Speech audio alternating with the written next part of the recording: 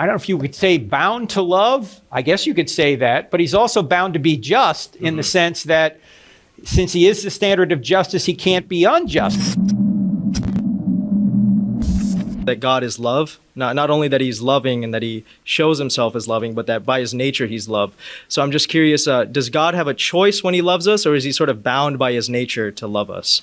Well, actually, love is bound up in the Trinity. That's another reason I believe in the Trinity, because without the Trinity, you wouldn't have love. If you just have a purely monotheistic being and no one to love, how do you have love?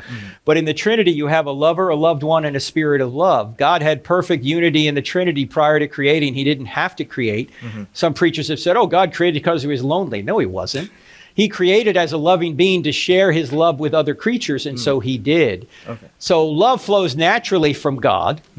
And it is part of his nature.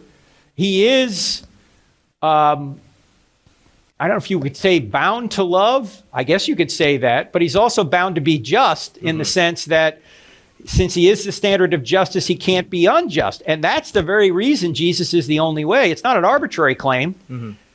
It's not that Jesus just said, I'm the only way because I said so. He's the only way because there's no other way to justify guilty sinners unless justice is satisfied. And the only way he can satisfy that justice is to punish an innocent substitute in our place. Otherwise, he's got to punish us, and he doesn't want to because he loves us. So as Paul says in Romans chapter 3, that God is just and the justifier of the one who has faith in Jesus.